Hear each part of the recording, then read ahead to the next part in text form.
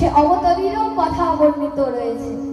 স্বয়ং সম্পূর্ণ ভগবানের চরিত্রকে গাওয়া হয়েছে, সম্পূর্ণ চরিত্রকে। ভগবান কাকে বলে তা জানবে। ভগবান বলতে আমরা কি বুঝবো, ভগবান কথার তাৎপর্য কি? আমরা ভগবান কাকে বলতে পারি?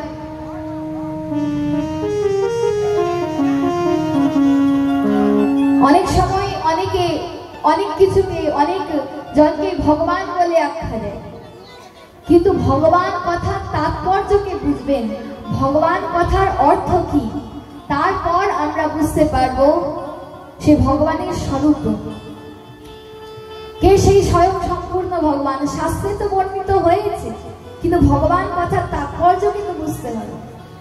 আমরা 24টা অবতারের কথা শুনবো, অবতার কাকে বলে, আর সেই সমস্ত অবতারের উৎস যিনি, স্বয়ং সম্পূর্ণ ভগবান যিনি, তিনি কে, তার চরিত্র, তার স্বরূপকে বুঝবো, অবতারীর স্বরূপকে বুঝবো। তার আগে আমরা জানবো ভগবান কথার তাৎপর্য। খুব মন দিয়ে শুনবে। যেমন যার মধ্যে বল রয়েছে, যার মধ্যে প্রচুর বল রয়েছে, তাকে আমরা কি বলি? কি বলি? বলবান। এই তো, তাকে আমরা বলি বলবান। যার মধ্যে বল রয়েছে, যে বলের অধিকারী, তাকে আমরা বলবান বলি। যার কাছে বিত্ত রয়েছে, অর্থ রয়েছে, তাকে আমরা বিত্তবান বলি। তো যেমন বলের অধিকারী যিনি, তাকে বলবান বলা হয়, তেমনি এই ব্রহ্মাণ্ডে, এই সংসারে 6টি ভোগ শক্তি রয়েছে, 6টি ভোগ শক্তি রয়েছে। আর এই 6 ভোগ শক্তির যিনি অধিকারী, তাকে ভগবান বলা হয়। এই 6 ভোগ শক্তির মধ্যে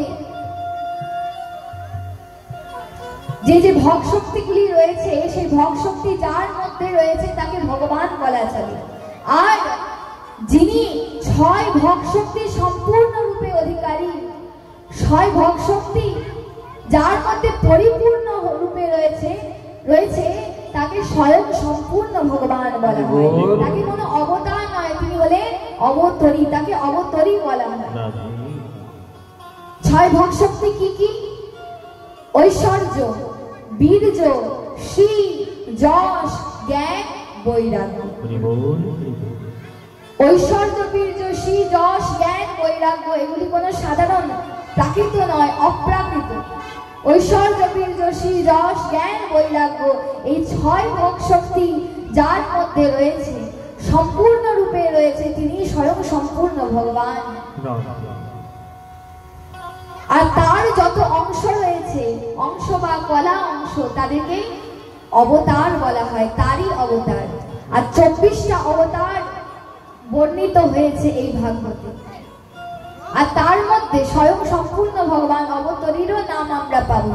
আমরা অবতার আর অবতারীর পার্থক্যকে বুঝবো, কাকে অবতার বলা হয়, কাকে অবতারী বলা হয়, তা বুঝবো, সে কথায় প্রবেশ করব। তার আগে আসুন আমরা কিছুক্ষণ ভজন কীর্তনের আনন্দে মেতে উঠবো। সবাই গতকালের মতনই, বরং তার থেকে আরো অধিক আনন্দে, প্রেমানন্দে সকলে করতালির সেবা করে আমার সাথে গাইবেন।